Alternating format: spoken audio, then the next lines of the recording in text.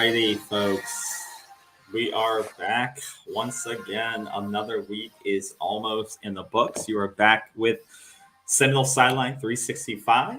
My name is KB, and always on I can't forget it, mine typically on the other side. Well, on my left end is Bruce, aka the old man. How about the better looking guy? Yeah, the better aka looking the guy. oldest living alumni State fan. And alumni currently in the state of Florida. And veteran. Yes. Veteran-owned podcast. So once again, it's Thursday, November the 3rd. We got through October super quickly. Not a very successful month for the Seminoles program, but we made it through with a single win. So that is good. It wasn't a totally awful month for Florida State football, but not a very successful month altogether, like I said. But something that if you follow this program all the way through, you would have you would have known what to expect. As we said, we went 1-4 in the month of October, football wise, or 1-3 football wise, and we hope to go through November 4-0. That is the goal. If you go through the month of November 4-0. You're going to be sitting you're going to be sitting on 8 wins, potentially with a 9th win in the bowl game. So, yeah, that's where we are tonight. We'll be talking about the in-state rivalry matchup against Miami in Miami at the big Hard Rock Stadium, which will be maybe rocking. I don't know. You never know. It's sold out. Well, okay, there you go. So you never know. But yeah, I would think this matchup would be sold out. It'd be one of the few sellouts they get a year. But yeah, it'll be rocking down there in South Florida, prime time, 7:30 on ABC. So look forward to that. So we'll be talking about that tonight in that preview and what to look out for. And then we have some other Florida State news that's been floating around there that we'll talk about here at the beginning of the program. And we'll give, of course, our updated picks for this weekend for the matchup. So, but before we get into that, we'll give people a couple of minutes to fill the space. How is everything going on your end? How's your week been? Well, the weekend last Saturday, during the Georgia Tech game, didn't start well. My softball team, we got trounced 17-2. That was bad. We're on a mercy rule. Isn't there a mercy rule? There is, and I think we did get mercied. 17-2. We're on a 3-game losing streak. But this Saturday, before the big game in Miami, we play the last place team. And we have one of our better players coming back. He's been out two weeks, not on injury, but on vacation. So, but we brought up some guys in the portal. We brought in 3 guys from the portal. One guy can hit pretty good, but he doesn't run real well. Why he was playing left field, I'm not sure. But needless to say, the week's been good. Been a good, nice weather week down here. Getting a lot done, and excited about the game coming up, KB. And I just want to point out one thing. What is the relevance of this weight right here? What is the relevance of this weight? This is the weight. I know that. No, this is the weight that is on this program. No, this is there should be a lot more of that. Okay, 2.5 pound weights that you lift. No, this is a lot more than that. I'm sorry, it's 8 pounds here, mister. Okay, this is a prop. Okay, I'm not here lifting this. Do you think that's all I lift? You crazy? Listen, this is the weight on the program. I'm not trying to be funny at this point. Well, a little bit funny. Yeah, it seems like it. But the weight on this program, and you tell me if you disagree. The weight is on Norvell. The weight is on the program. The weight is on the Noles because of the dumpster fire, which is the Miami Hurricane program. So, I put out a tweet, and some of the reaction was kind of mixed. Why are you being negative? It's not negative. It's the reality that we're going down there on the road, and even most of the local media and the beat reporters and the Seminole reporters are saying this should not be even close. Yeah. I think the spread was 9? 9? The spread for this weekend, as of current, I thought I had it up here. I'll reconfirm. Okay, like you said, you're fine. Line but what I'm saying is, I don't. First of all, I think it's a problem if we overlook this team. They are disorganized, and it is a dumpster fire, and have a first-year coach. And we're going to, as we move into this, but the weight of the program, if we go down there and lay a freaking egg, because I remember, and I can't remember the year, we were ranked very high. We went down to play Miami. We got beat like 50-0. I don't even remember what year that was. I should look that up. Oh, it was on national TV. It was terrible. Terrible. But we cannot go down there and lay an egg. No. We can go down there and win a close game. We can go in there and win a blowout, but we cannot go down there and lose in any form or fashion, or this program has a problem. Yeah. So line just confirmed is 7.5. Florida State minus 7.5 points. Does that make sense? What I was just saying? No, it totally makes sense. I think, like you said, I'm not predicting a blowout. I don't think, like I said, Georgia Tech, who we played last week, and we can talk about it a little bit. I don't even want to talk about them much. Yeah, they're just not a good team. They're not a good team. They started a freshman. Yeah, exactly. Basically. And that's how much. They're just seeing what they have, interim coach. They just are seeing what they have. So that game does not really tell you who this team is, just like Boston College does not tell you who this team is. So those blowouts, they really don't tell you a whole lot of what you have. And so, and not that I'm saying Miami's a great team, but they do definitely have a lot more talent and a lot more to play for than what Georgia Tech has. And especially at home, you're going to get a lot more fight. You would expect to get a lot more fight in a rivalry game than you would Georgia Tech. Without a doubt. And so I don't think this is going to be a 49-7 game. I expect it to be tight going to the fourth quarter, and we can dig into that. But yeah, you have to win this game, though. Like, this is a Miami team that had to have 4 overtimes to beat Virginia last week. Barely scraped by to get a touchdown in overtime and 4 overtimes to beat Virginia. This is a Miami team that has, like you said, struggled every game that they've played in. Losing the middle of Tennessee State, like, they just could not put it together.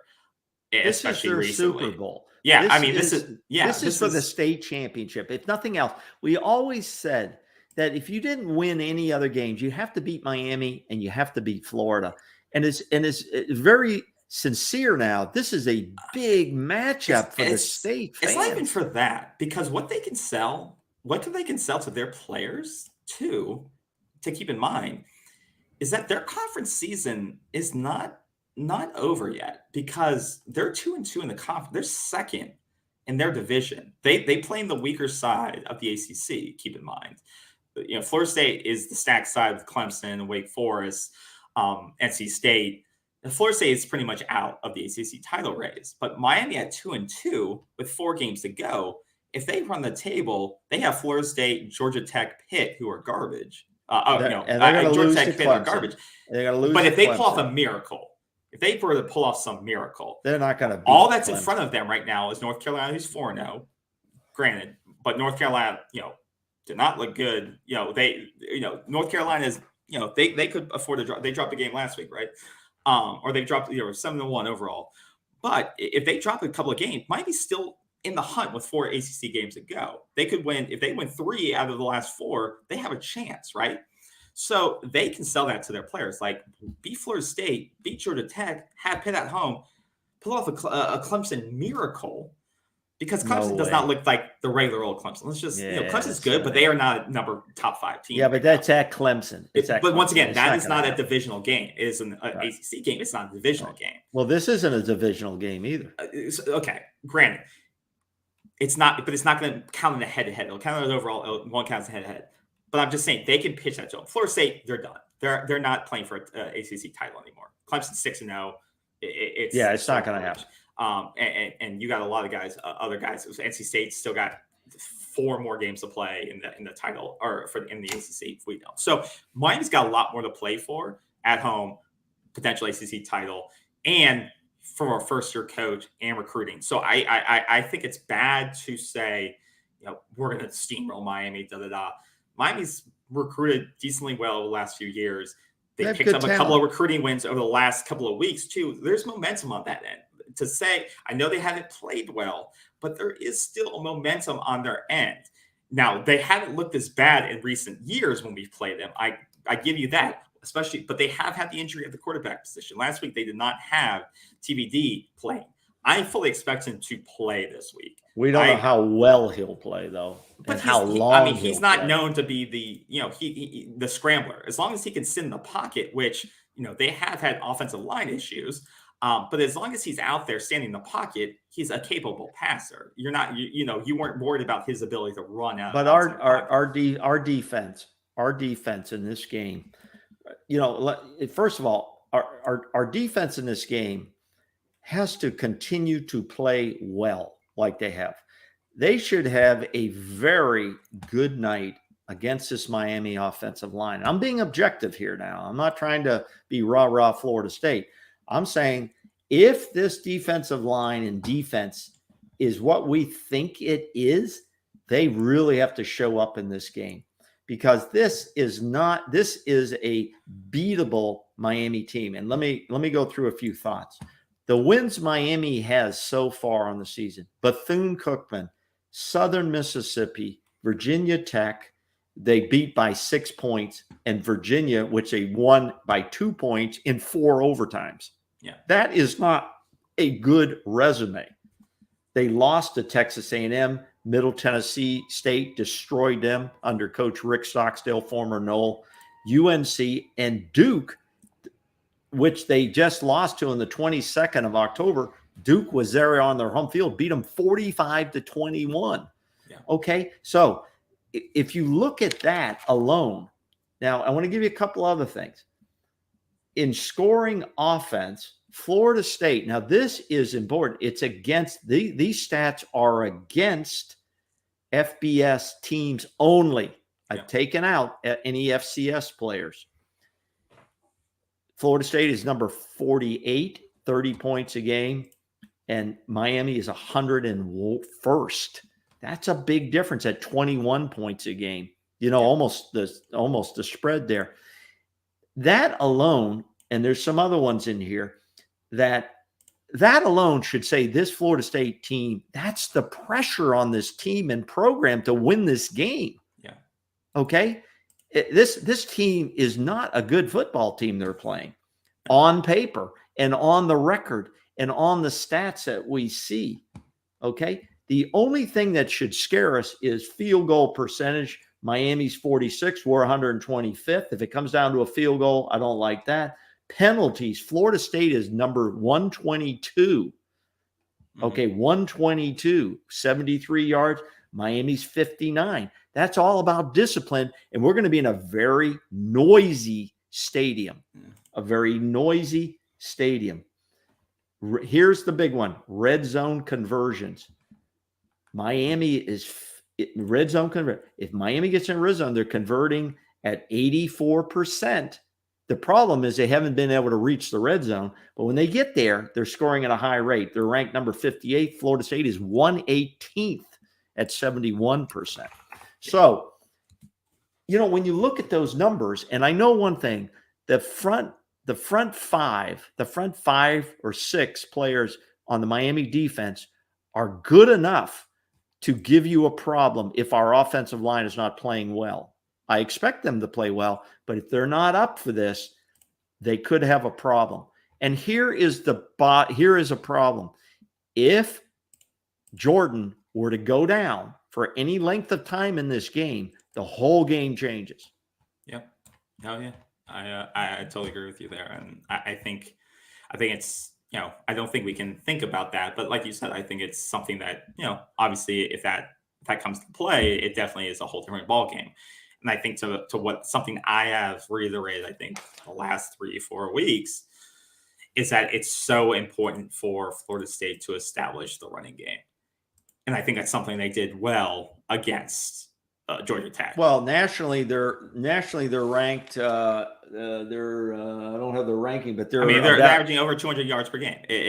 No. Against FBS, I only put it against FBS. Okay. Against FBS, 171. Okay. So, which is great. If you get 150 yards rushing the football, you should win the game. It's great. So yeah, and last week, I think they're, like I said, they were able to establish the run game very successfully last week. I mean, you had, I think every running back last week averaged over 6 yards per carry or yards per play when they had the ball in their hands. whether it was Trey or Lauren. I think in my mind, just like I said, I don't want to focus too much on the Georgia Tech game, but in terms of even just this season, I think Lawrence Philly looks like a totally different player than he did last season. He looks a lot more decisive in his running. He looks stronger in his runs, and I think he looks like a more impactful player. I wasn't totally sold on him after last season. I thought he was too small for the position. I thought they would have to move him out to a receiver, a slot. But I like the way he carries himself now, and I like the way that he runs. And then we get Trey Sean back maybe this week for some reps. I wouldn't force him though. I like the way that Lawrence and Trey getting Trey 18 carries last week is what I've been begging for from Mike. You got Trey 18, which I believe is probably a season high for him. 18 carries, 111 yards. I'm sure it is. No fumbles. Lawrence, that was the issue with Lawrence last week. 2 lost fumbles. You can't do that against good teams. And like that's like I said, Lawrence played well, but he had 2 lost fumbles. And that's why that game wasn't a blowout earlier on.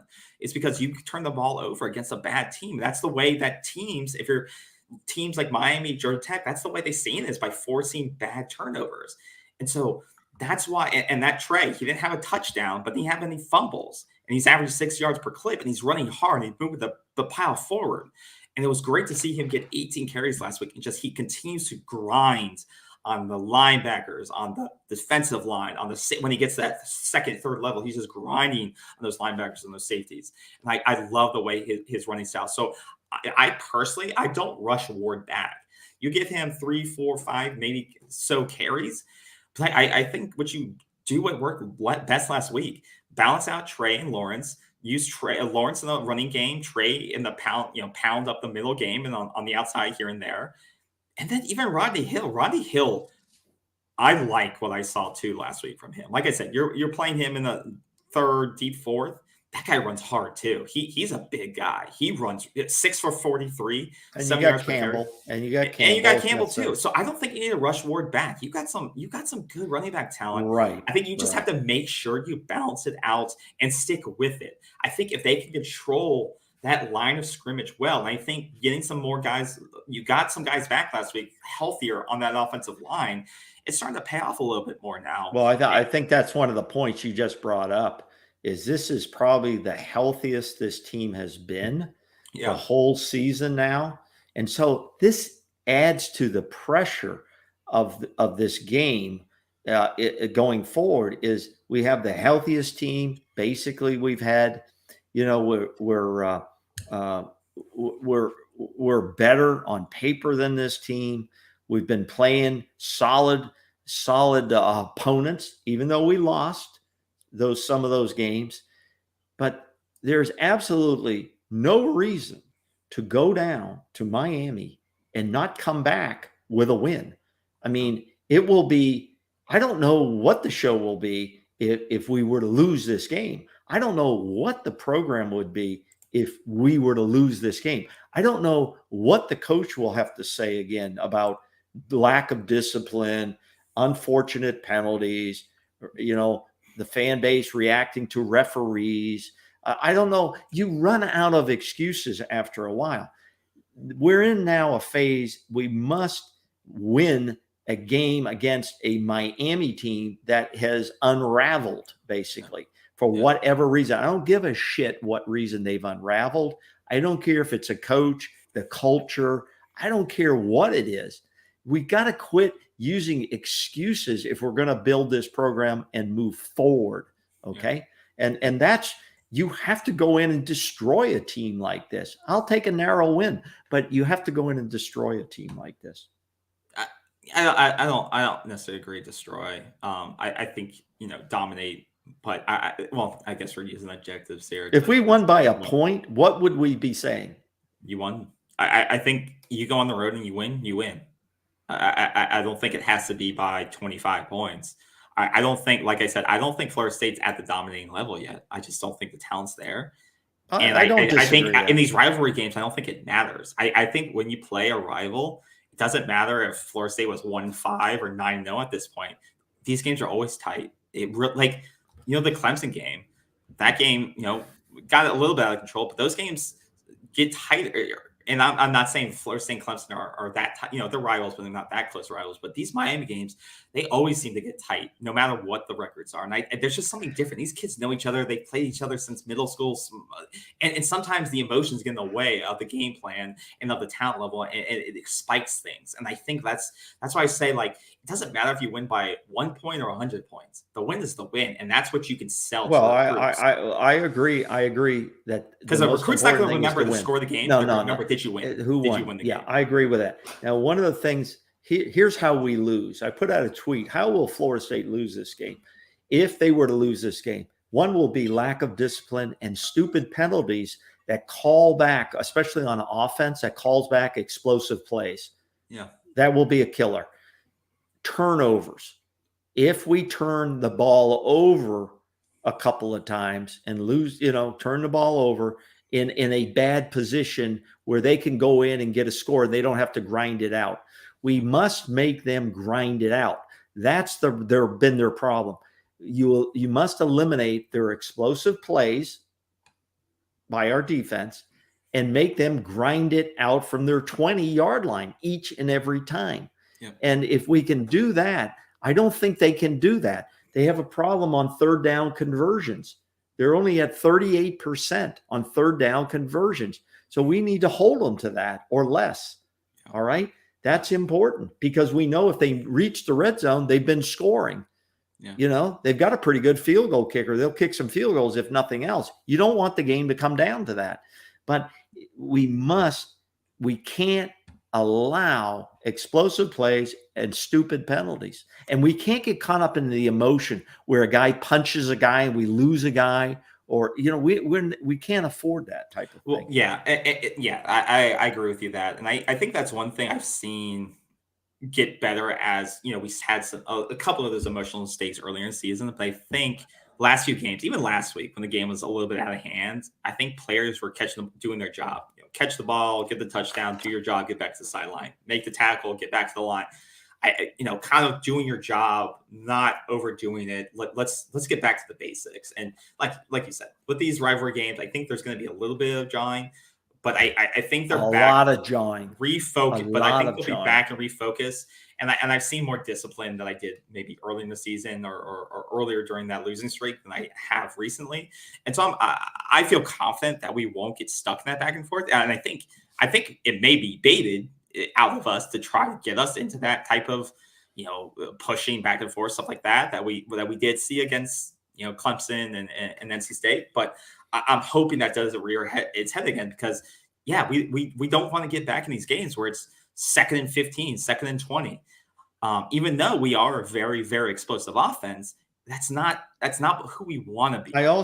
We want to control the line of scrimmage and be able to run the ball in 1st and 10, not 1st and 20. We want to make this offense not be predictable because when this offense is predictable, that's when we struggle. When they know we have to pass the ball, that's when we start struggling because for some reason, because that's the thing. This team does not give up a lot of sacks, but pressure on the quarterback is one of the worst in college football right now. We have one of the worst, and it was a stat that got brought up in an article by Brendan Stonen at 24/7, which is that Florida State allows pressure on 37% of dropbacks.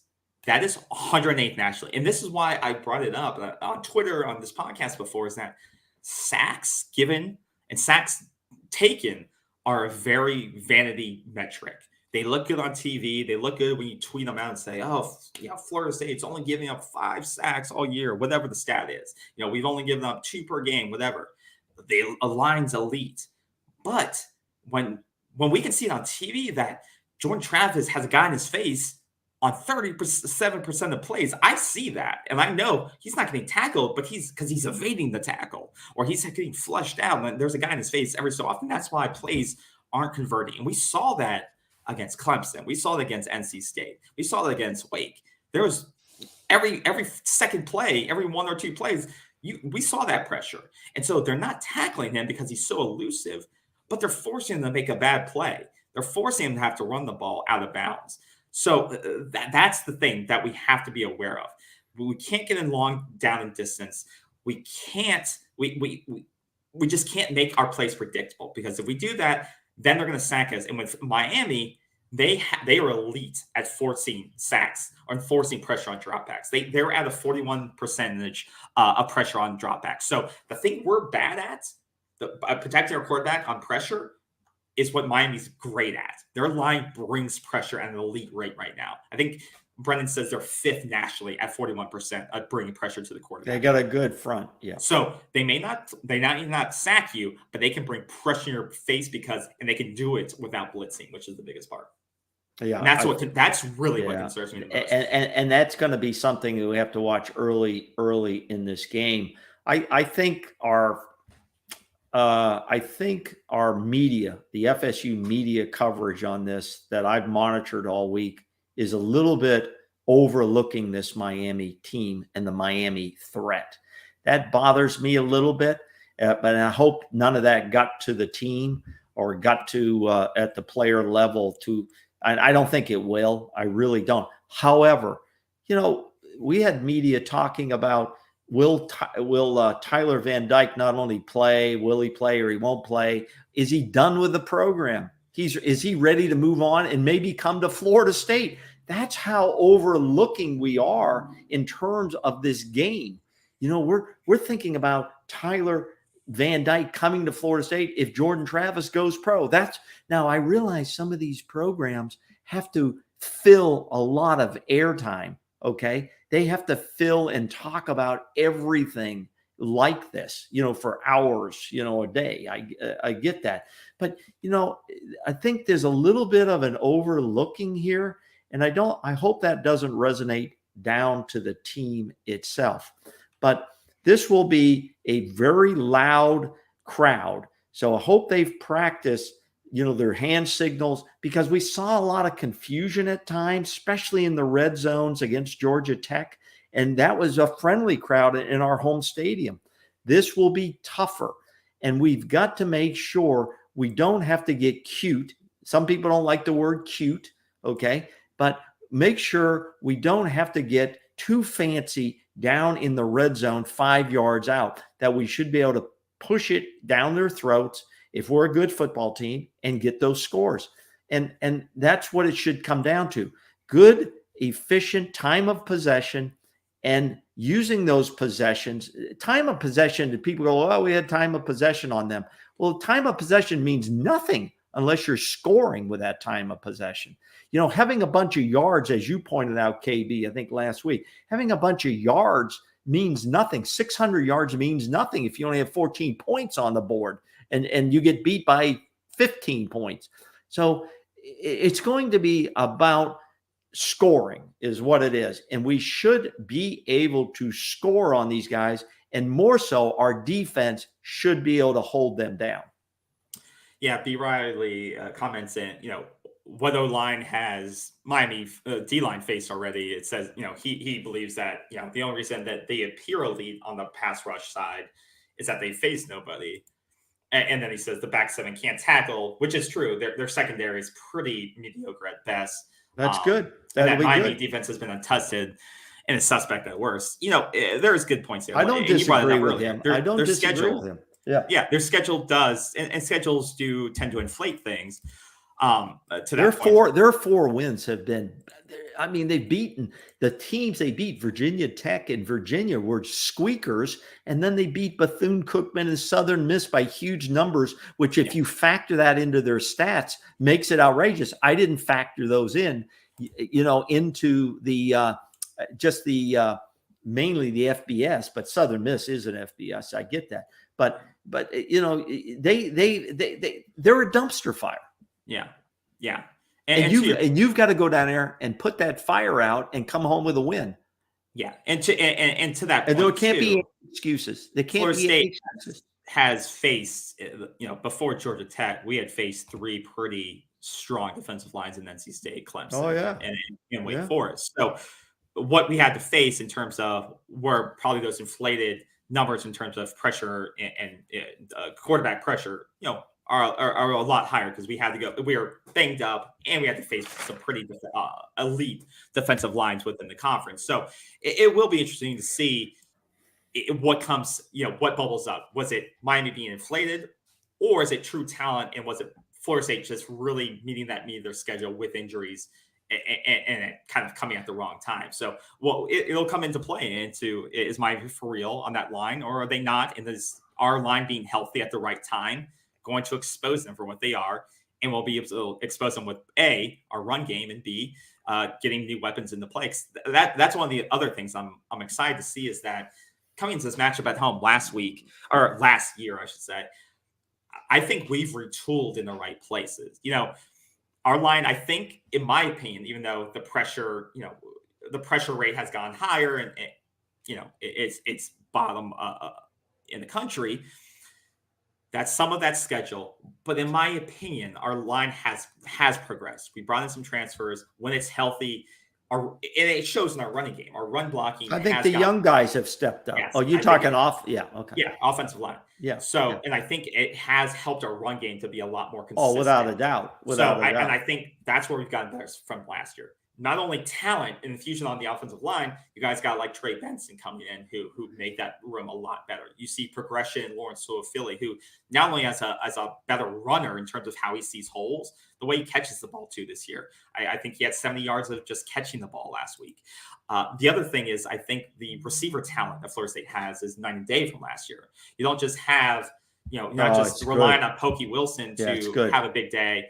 Andrew Parchment, who he didn't really fulfill his talent level, but he showed up in the Miami game, which he showed up. God love him for that. He showed up when it counted, and I hope he's doing well to this day because he saved that game for us, right? But he didn't become what we thought he would become when we got him from Kansas.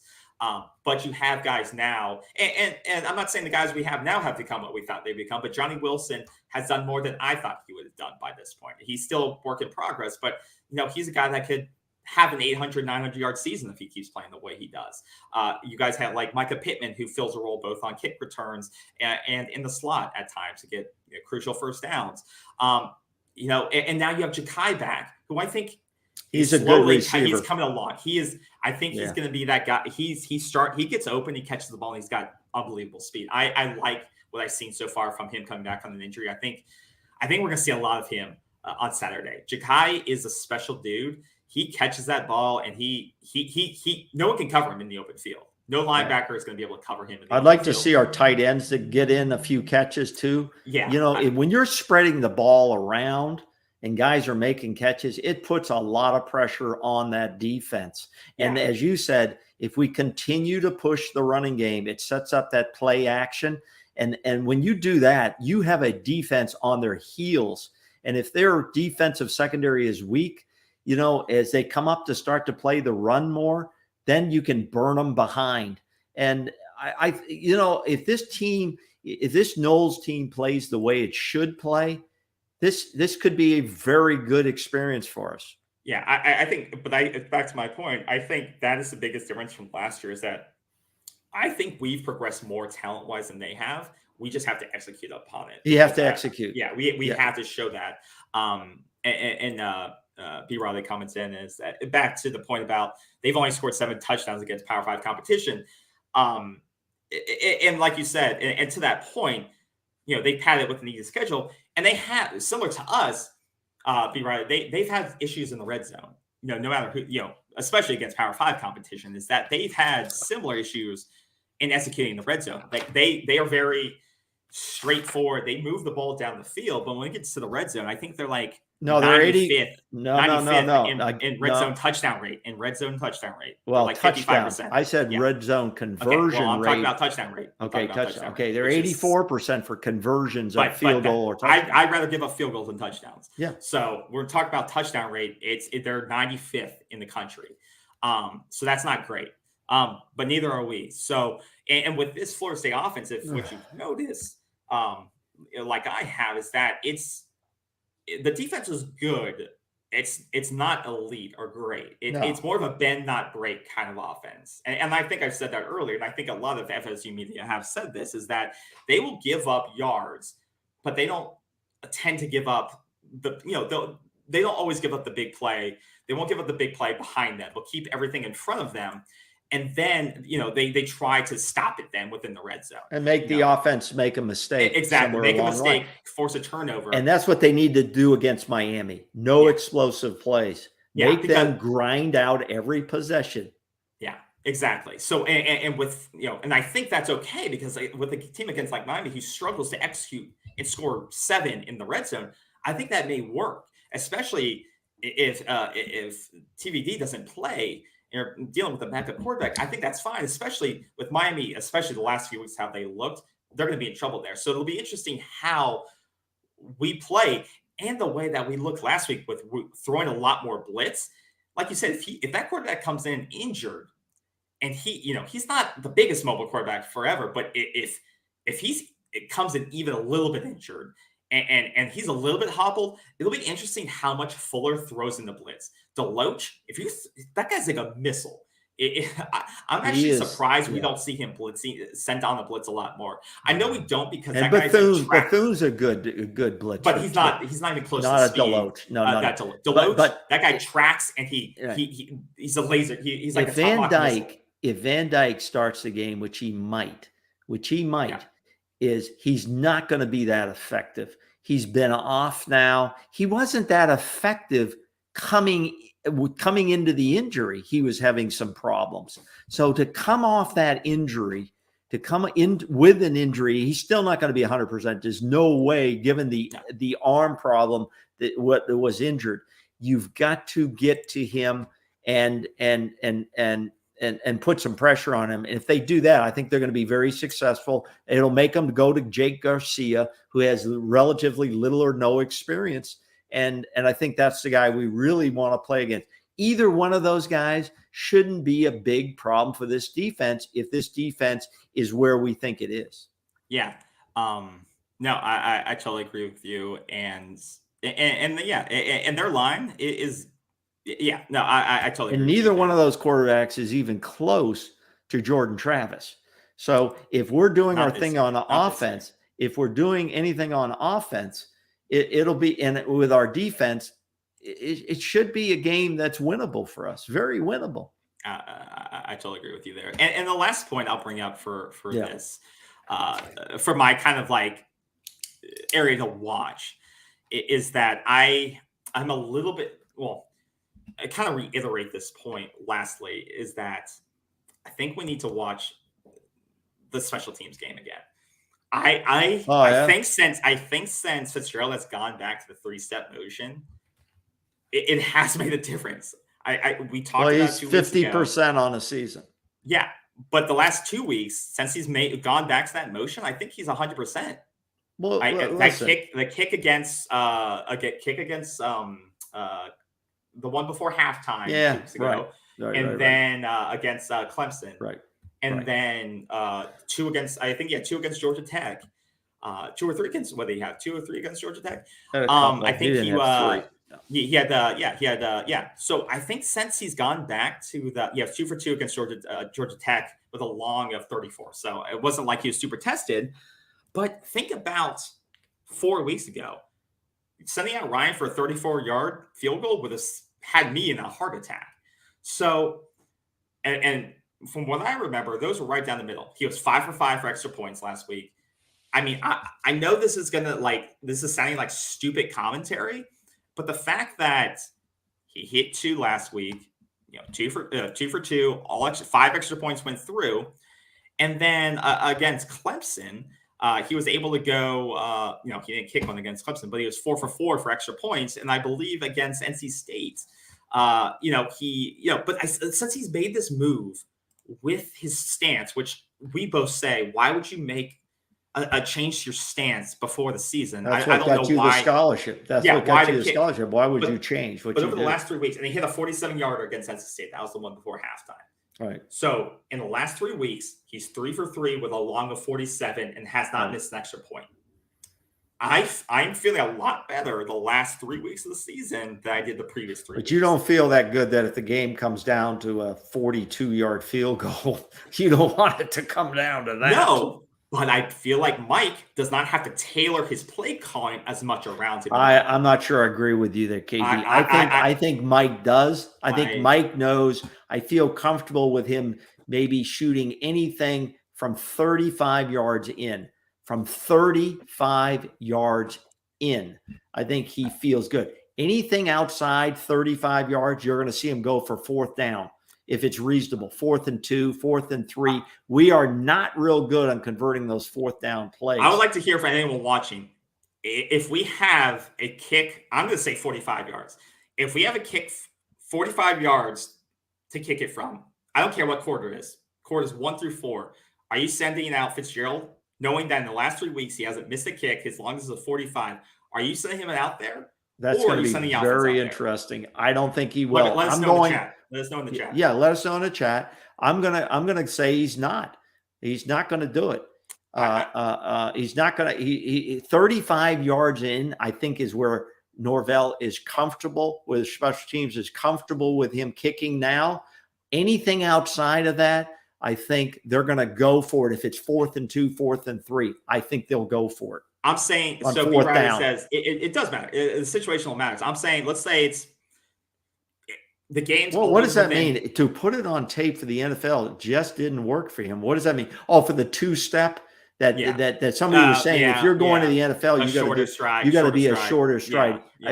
Briley, we talked about that before, and I think you're exactly right. You go with the kicking style that got you the damn scholarship. That's what you go with. That's what you go with. I don't think the NFL gives a shit one way or the other as long as you can get it through. All right. So situationally for the field goal kick, let's say there's 5 minutes to go, 4th quarter. It's a 3-point game. You're down 3 points. It's a 40-yard kick. Are you throwing Fitzgerald out there? 40-yard kick. You're down 3. 5 minutes to go. Are you sending Fitzgerald out there? Bruce, what do you say? And then chat. What has he done? He hasn't kicked anything else during the game? He hasn't kicked anything else during the game. I'm going to go for first down. I'm going to go for the first down. I'm going to leave my offense out there and go for the first down. And let's just say it's outside 35 yards. Let's just say it's a 4th and 7. I'm still going to go for it. I'm still going to go for it. I'm still going to go for it. I don't have that total confidence that I need based on he's kicked 3 field goals. 4th and 7. He's 50% for the season. You can't just go in the last 3 games. It's 50% for the season. He hasn't been in this type of pressure situation. I go for the first down. I hope we don't have to find out. See, I agree with Hypnotic. The guys hit 3 in the last 3 weeks. What is that? That doesn't mean anything. It doesn't mean don't even anything. Kick anymore. Be one of those high school offenses that never kicks. I didn't say that. Go for it. I believe, and I believe Coach Norvell has confidence. 35 and in. Outside, I don't have it. So Jody in the chat says no, don't. She would not kick. Hypnotic says throw him out there, have some faith in him. I agree with that. B. Riley says kick it. So we have 2 for kick, 1 for no.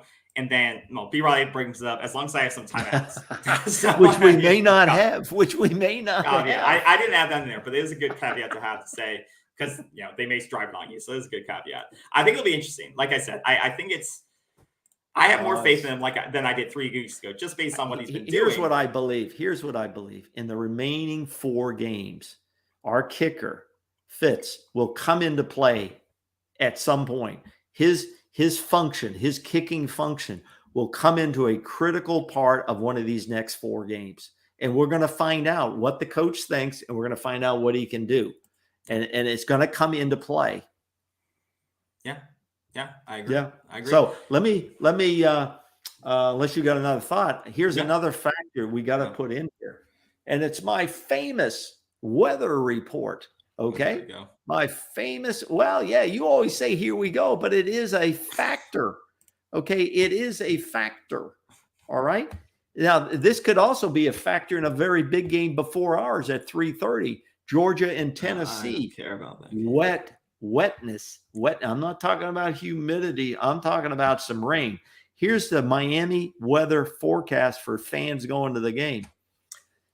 6 p.m. game time, 7:30, right? 7:40 kick, something like that. 6 p.m. it's going to be 81 degrees, 20% chance of rain.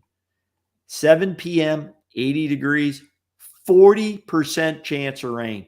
That means clouds are moving in during the course of the game. So it's 7 p.m. We haven't even kicked off yet. That's not what this doesn't say any rain. So I don't know. Maybe you got your weather mixed up. No. I'm going at you looking at the right day. You got to look at Saturday. That's literally on Saturday. No, look at Saturday. Listen to me. I'm the guru on the weather. Yeah. 9 p.m. 9 p.m. 80 degrees. That's not going to change the whole evening. 40% chance remaining throughout the game. Listen, Coach Norvell, message to Coach Norvell. I hope you did some practice throwing the ball, handing the ball off with wet footballs. Put the ball in the dunk tank, get it nice and wet, hand it, wipe it off like they do in the game, wipe it off, give it to the quarterback, and let them handle it just a little bit. All right. Weather could be a factor. Stop talking about the weather. It's not going to rain. I'm telling you, it's not going to rain. You want to put a bet on that? Yeah. Steak dinner? Let's talk about the final score of the game. Let's talk about the spread here. I want to get everyone's chat. Well, let me ask you this first. Do we have a chance to change our original predictions before the season? Okay, we can. Okay. Here's what I had, because this is before the season started. Yes. I had us losing to Miami on the road, -3 points, down 3. Correct. That's what I had. Okay. I am now changing that prediction. Okay. I'm going to change that to prediction that Florida State wins this ball game, and they win the ball game by 10 points. 10-point win for Florida State. A 10-point win for Florida State. 10-point win for Florida State. All right, so it's 7.5. 10-point win for Florida State. Like I said before, these rivalry games, it doesn't matter about record or talent or stuff like that. Florida State's on the road. I sure hope the hell it does in this game. I don't know. Like I said, I don't think B. Riley says 38 You're to 13. You're not going to say we're going to lose 38 this game. KB. I hope that. 38 to 13. I hope that. Just these games never come out the way they KB, should. Are you going to predict on the spread, or are you just picking the game? I always predict on the spread. That's how we should. God. I'm going to pick. No, just pick the game outright. Okay, I'm just going to pick Florida State. Do you think Florida State's going to win by 4? Let's just say Florida State by 4. Okay. They're going to lose the spread. I don't give a shit. By 4. I don't give a shit if they cover the spread or not. I just want them to win the game. Exactly. I don't care how much. Like I said, these rivalry games don't matter how much you win by, because I don't want to hear. I don't want to hear I don't want to hear the post game presser. I don't want to hear. Discipline and turnover. I don't want to hear that. I think, like I said, I think we have better infusion of talent. We should have a better this team. There's no excuse not to win this game. The only way we lose this game is if we beat ourselves. If we turn over the ball like we have been, we turn over the ball, penalties, stuff like that, we'll lose this game. But if we keep it clean, we stick to the game plan, control the line of scrimmage, control the time of possession, there's no reason why we shouldn't win those games. And I'm not disrespecting the Miami team. I'm an objective. You look like the better team. I'm objective. There's no doubt. Better offense. Everything is in our favor. Everything is in our favor, except we're playing on the road in a hostile crowd. That's it. And there's not going to be any excuses after this game. If we're going to win this game, and there's not going to be any excuses, can't be. But if you lose this game, oh boy, it's huge. This is huge. And the pressure is on Florida State. It's all that's the thing that scares me. Miami has literally nothing to lose. They have first-year coach. They've lost to Middle Tennessee State. They have 0 to lose in this game. So I think that's the scary part, is that they're going to throw the kitchen sink at Florida State. Trick plays, all this crap. You'll see. All we have to play is plays that have not been on tape before. We have to play good, basic, sound, disciplined football. That's it. The game of football hasn't changed in hundreds of years. That's what scares me. Okay? Mike throws out these stupid goal line wildcat plays that make things complicated. And that's the thing that scares me about Mike, is he gets too damn cute with the play calling. No, he has lack of confidence. That's a lack of confidence. Okay, B. Riley, you say we're nuts. It's not going to be close. But look at the first half of the Georgia Tech game. That shouldn't have been close either, but it was. we're statistically better than Georgia Tech, but it was what 21-3 or something. I have to say, B. It shouldn't have Riley. been that close. No, but B. So Riley is Mike saying in this we offense should win makes this it game. too damn complicated. If we play straightforward, Not run as the damn complicated as ball Jimbo and Fisher. make it short running plays, then it shouldn't be close. But you see the crap that happens, fumbling on the goal line multiple times. Don't tell me this is going to be a cakewalk because it's not. We make it hard on ourselves. Well, so don't say it's going to be an easy game. Georgia Tech should have been easy. Yeah, I Georgia know. Tech We should be can't. 14-0 at halftime. It wasn't though. Okay. It was 21. It was a 2-score game in the first half. Well, yeah, Don't tell me it's gonna you're be right. easy. I hope B. Riley's not one of these fans overlooking the situation.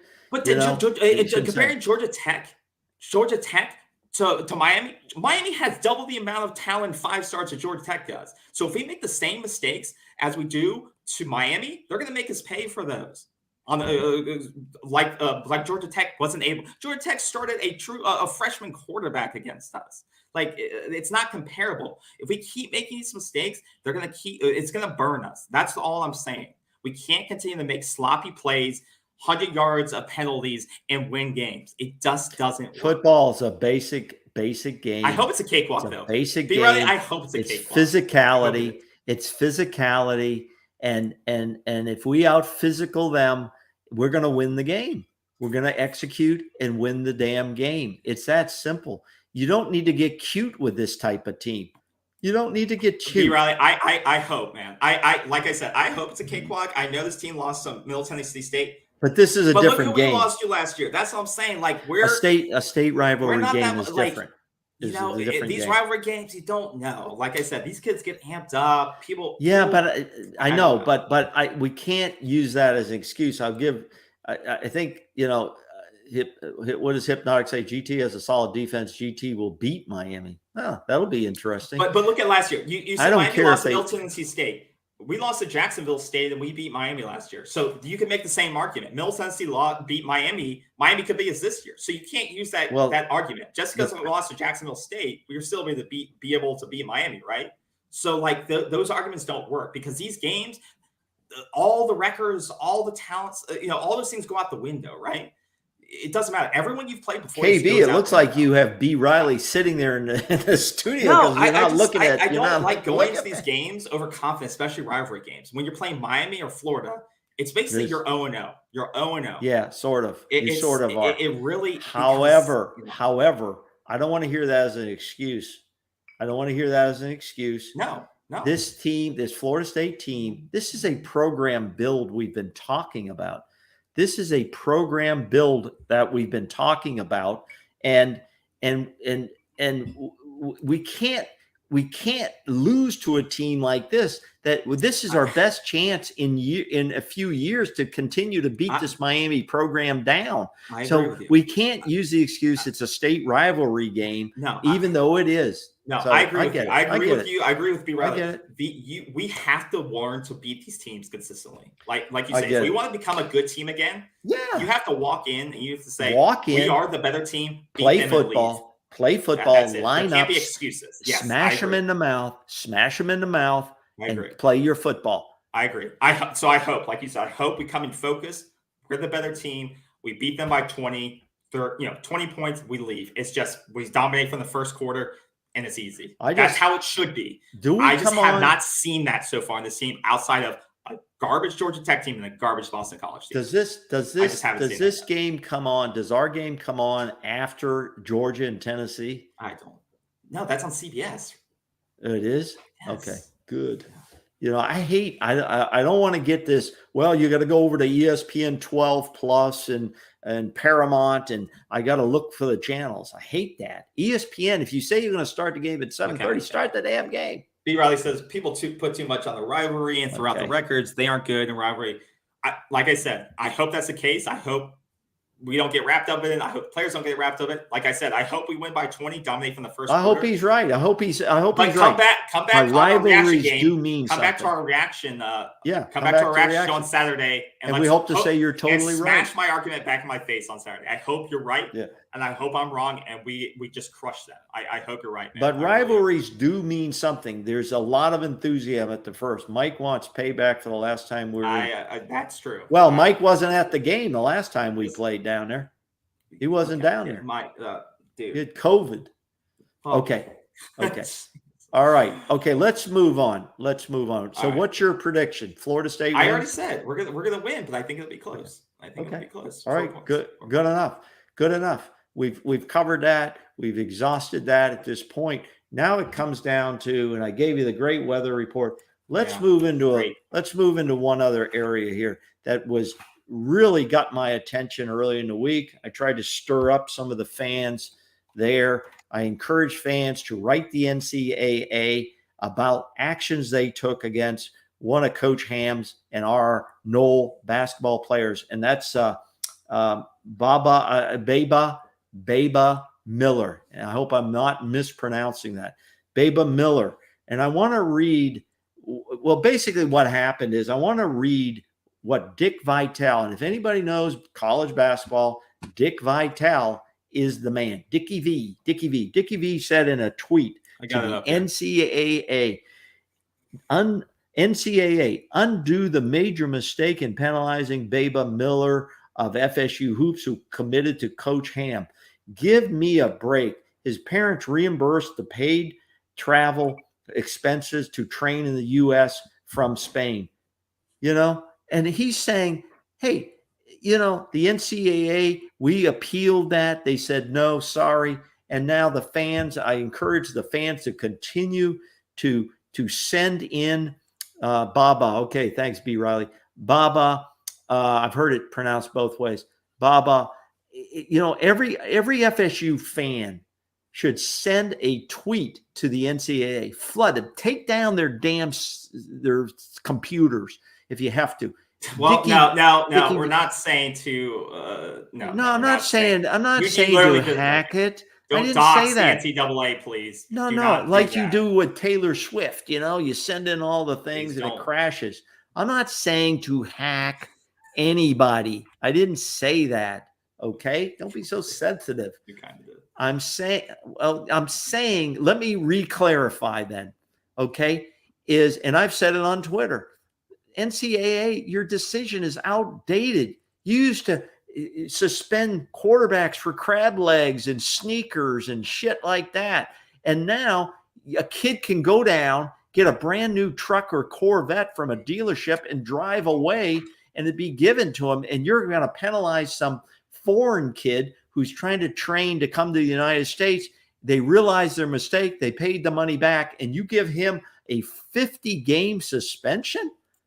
Are you trying to make a statement? That's ridiculous. That's ridiculous. And the whole college basketball world agrees with Florida State and Coach Ham, including ESPN, Dickie V, the whole 9 yards. It's ridiculous. What are you trying to do? Yeah. I said, it's great that you bring this up. And I sent something out about this earlier in regards to, I mean, we all know the NCAA is outdated, and it's basically, I don't think it'll be around in 5 years. It's been gutted. It's not been gutted. It's just not useful anymore. It really doesn't represent the players or really institutions.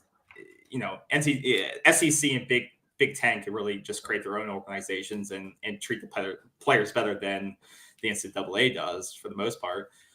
But in that, like you said, the hypocrisy of Texas being able to host Arch Manning and basically spend $250,000. It's ridiculous. On a recruiting visit. And, guys at Ohio State getting $1 million NIL deal potential. It's stuff crazy. Like that. And a guy gets suspended, 25 plus games for airfare. So he can train from his home country, come to the U.S. to train, for a couple months and go back. And they paid it back. It's not like they just, once they found out it was a violation, there's no evidence that anybody tried to hide anything. So we're talking about the equivalent maybe conceal of $1,000 versus players are getting paid millions of dollars, or recruiting visits that cost $250,000. It's like the hypocrisy of that, and the people making these decisions who can blatantly say, "Oh yeah, that's a violation." I just don't know the mindset or ridiculous who's making these decisions. And the PR, I would hate to be the PR person who has to deal with this and manage that social media I would say this, KB. It just makes no sense. If this doesn't get overturned,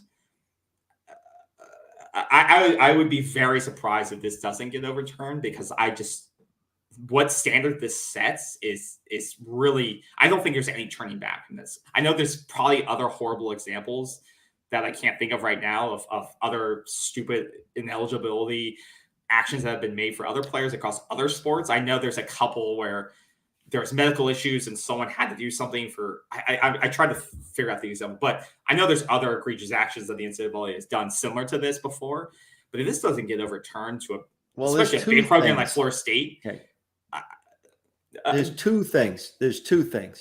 One is, I have not heard of any indication that there was a conspiracy, a deliberate conspiracy to hide, lie, cover up anything in the actions that were taken. I haven't seen anything like that. That would change my mind like potentially. $1,000. Well, that's what I'm saying. Oh, no. But it's not a matter of the $1,000. It's a matter of, he didn't try to lie. He didn't try to conceal it. There was none of that. Those are real mitigating factors, but that wasn't there. The other thing is, as you said, and we don't need to belabor this point, is this. A kid now, at the end of the season, a kid at Florida State could say, you know what, I may not go pro if you guys will give me $100,000 in NIL money, to stay in the program. That's where we're at. And they're making a decision like this. It makes no sense. And I don't think there's anything else to say on it, but it makes no sense. And I encourage fans to continue to write to the NCAA and get their attention. That's it. It's total hypocrisy based on everything you see in recruiting for football, especially, and just how NIL works in general. We're talking about literally airfare expense. It's truly disgusting and hypocritical. I've got one other thing that I have for tonight. What is that? Can you see it? No, the paper really doesn't show up well on a live feed. Okay. Why don't you get a whiteboard or something? I will. Listen, it's the $500 charity challenge for Tally. Round 1, Miami. Round 2 is Florida. Round 1 is Miami. And I tweeted this out earlier. I made a challenge preseason. It's on tape. People can go back and look. And I said, I challenged Coop and Norvell to a race for $250 for charity in Tallahassee, that I could beat them. I'm a 70-year-old fan, and I could beat them, alumni and fan. Ring, no answer. So I upped the bet, $500. I will write a check for $500 if Norvell and the Noles beat Miami and beat Florida. And I asked fans to help trying to give me some consideration of which charities they like. And you'll have $100 for every Ryan Fitzgerald field goal he makes. No, I'm not doing that. No, that you can do that. I think you should add that. You can do that. I'm doing $500. I'm doing $500. Plus every field goal hit. Okay. And if any fan out there wants to match, let us know. $500 for a Tallahassee charity that we will pick. KB and I will pick, that we think is worthy. You can send us your suggestions for those charities. I will write the check on the air. All right. Okay. So $500 if they win the state championship. They got to win the state championship. They got to beat Miami. They got to beat Florida. And that's my challenge to Coach Norvell and this Seminoles football team. And you know what? If he does that, Coach Norvell should join me in matching that charity gift. All right. Well, there's the challenge. Win the state championship, $500 for a local charity, and big win for recruiting as well. So a lot of at stake in the next 4 weeks here. So I think that'll do it for tonight. Once again, we predict a win for Florida State. Some people predict a big win, 20 plus points. I predict a closer one, but I think we have a pretty good shot on the road. So it's going to be a hell of a game. Yeah, it will be 7:30. Another prime time game. Yep, prime time. ABC. They hate our sleep schedules or going out schedules at all. So hopefully you guys are going to enjoy it somewhere out. Be sure to join us for our post game live reaction show. Probably get started around 11:30, depending on commercials. They like to pack those in there. So 11:30, we'll get started. We'll go live. The raw candid reaction. Hopefully it's celebratory. If not, I hope that wear my glasses, my winning glasses. if it's not, there'll be a lot of cursing. So be Oh, God. prepared for that. So yeah, be sure to look out for that. Click on the notification. If you like this video, please give us a thumbs up. It means a lot. And if you're not already subscribed, please Yeah, subscribe. please. We really appreciate every subscriber. We Helps us love your with this comments. algorithm thing, which I don't understand anyways, but Yeah. it really does help with the algorithm, whatever the shit that is. The we appreciate the invisible. comments and the interaction. So please like and subscribe. And then look out for a video on Saturday, a live reaction. Thanks y'all. And KB, you're going to show up either way, right? Hey, thanks. Thanks. Hypnotic. But thanks Hypnotic, KB, Riley, and everyone. KB didn't show up happy with one of the games we lost. What was it, Wake Forest or whatever? Oh my God. I didn't, you were like a mess. Thanks, B. Riley. If we lose on Saturday, oh God, he'll be drinking heavily. I'll be some other type of mess. So y'all enjoy your Thursday. Have a great Friday night, and we hope you guys join us on Saturday. If not, catch the replay. Have a great one, y'all, and take care. Bye bye. Yeah, KB would be Coach Jason Brown. Yeah. See you.